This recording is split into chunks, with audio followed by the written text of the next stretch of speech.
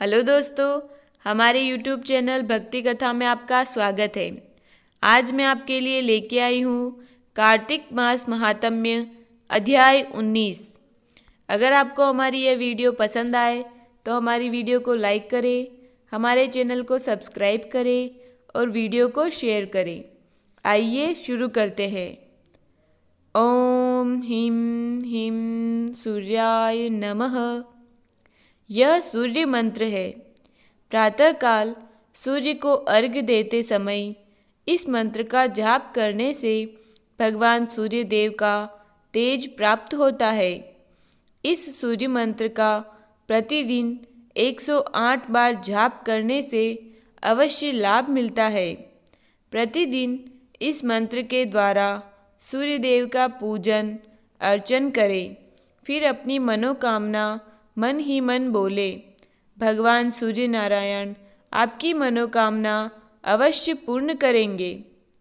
कार्तिक महात्म्य के अध्याय 15, 16, 17 व 18 की कथा के वीडियो में मैंने कथा के साथ साथ आपको कार्तिक व्रती के लिए त्याज्य वस्तुओं के बारे में कुछ जानकारी दी थी।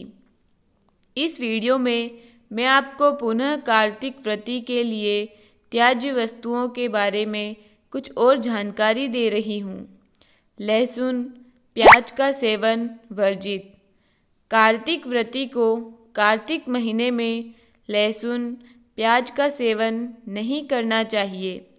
कार्तिक महात्म्य में कहा गया है कि प्याज, घिया, लौकी, बैंगन, मूली, कुम्हड़ा, कद्दू, कटेरी, कटहल, तरबूजा और केत का फल ये सब कार्तिक व्रती छोड़ देवे। इसके अलावा कार्तिक महात्म्य में यह भी कहा गया है कि बकरी, भैंस, गौ के दूध के सिवा अन्य पशुओं का दूध तथा ब्राह्मणों से खरीदा हुआ रस, पृथ्वी से पैदा हुआ नमक ये भी सब कार्तिक व्रती छोड़ देवे। कार्तिक व्रती को भगवान के भोग लगाए बिना कोई अन्न नहीं खाना चाहिए। कार्तिक व्रती के लिए त्याज्य वस्तुओं के बारे में कुछ और जानकारी मैं आपको कार्तिक महात्म्य के अगले अध्याय 20 की कथा के वीडियो में भी दूंगी। अब आप कार्तिक महात्म्य के अध्याय 19 की कथा के श्रवण का आनंद लें। कार्तिक मास महात्म्य 19वां अध्याय।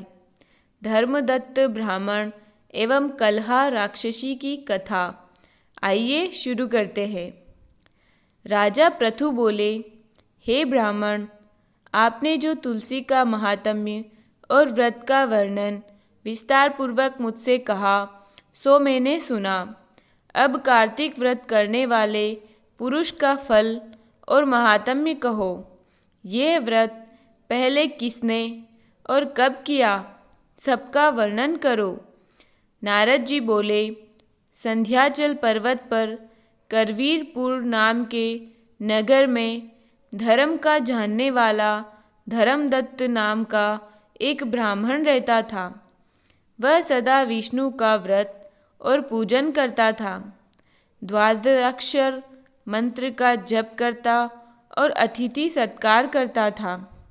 एक समय कार्तिक मास में एक पहर रात्रि रहने पर हरि के जागरण को भगवान के मंदिर में गया।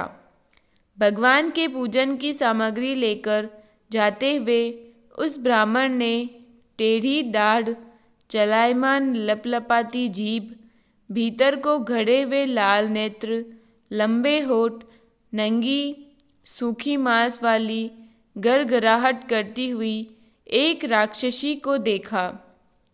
उसको देखकर वह कांपने लगा तथा भय के मारे पूजा की सामग्री और जल से उस राक्षसी को मारने लगा। भगवान का स्मरण करके तुलसी के जल एवं पूजन सामग्री से जो उसको मारा सो उसके सब पाप नष्ट हो गए। फिर वह पूर्व जन्म के कर्मों के फल से अपनी दशा को याद करके ब्राह्मण को दंडवत करके कलहा बोली, मैं पूर्व जन्म के कर्म फल से इस दशा को प्राप्त हुई हूँ। हे विप्र, अब मैं कैसे उत्तम गति को प्राप्त होऊंगी? नारद जी बोले, हे राजा, इस प्रकार नम्र होकर विनती करती हुई कलहा की दीन दशा को देखकर अति विस्मित होकर ब्राह्मण धर्मदत्त बोला, किस कर्म फल से यह तेरी दशा हुई है? पहले जन्म में तू कौन थी? कैसा तेरा स्वभाव था? इस कर्म के कारण तेरी यह दशा हुई है, वह सब हमसे कह। कलहा बोली, हे महाराज, सौराष्ट्र नगर में एक भिक्षु नामक ब्राह्मण रहता था। उसकी स्त्री कलहा नामक कठोर स्वभाव वाली मैं हूँ।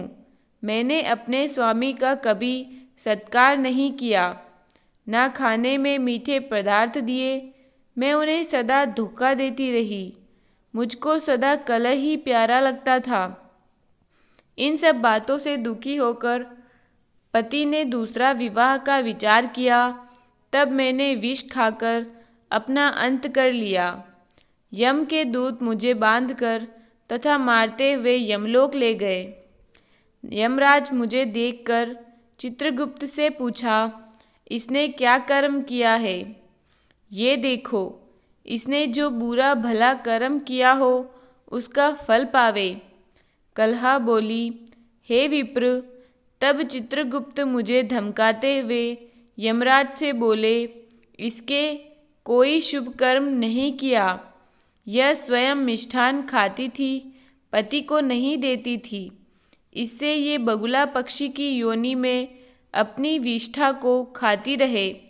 ये अपने पति से सदा द्वेष करती थी। इससे यह विष्ठा खाने वाली शुकर योनि में रहे। यह सदा पकाने वाले पात्र, बटला आदि में भोजन करती थी और अपने पति के ऊपर विष खाकर आत्मघात किया।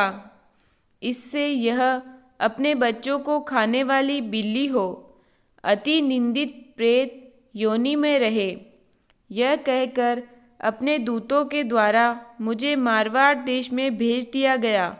वहाँ मैं बहुत समय तक प्रेत योनि में रही। पश्चात मुझे तीनों प्रेत योनि को भेजी गई। कलहा बोली, तब से मैं 500 वर्ष तक प्रेत योनि में अपने किए कर्म से भूख प्यास से दुखी रहती थी। भूख प्यास से पीड़ित हो एक वेश्य के शरीर में प्रविष्ट होकर मैं दक्षिण दिशा में कृष्णा और वेणी के संगम पर पहुंची। जब उसके तट पर गई तो उस व्यक्ति के शरीर से शिव और विष्णु के गणों ने मुझको दूर कर दिया। पश्चात भूख और प्यास से व्याकुल मैंने तुमको देखा। तुम्हारे हाथ से तुलसी मिला, जल मेरे ऊपर गिरा, उससे मेरे पाप दूर हो गए। हे विपेंद्र, अब मेरे ऊपर ऐसी कृपा करो जिससे आगे होने वाले 3 योनियों तथा इस प्रेत योनि से मुक्त हो जाऊं। ब्राह्मण इस प्रकार कलहा का वचन सुनकर कर्मों के फल से प्राप्त हुई उसकी ग्लानि युक्त दशा को विचार कर बहुत देर बाद बोला। अब आगे का वृतांत 20वें अध्याय में सुने। इति श्री कार्तिक मास महात्म्य 19वां अध्याय संपूर्ण। जय श्री कृष्ण।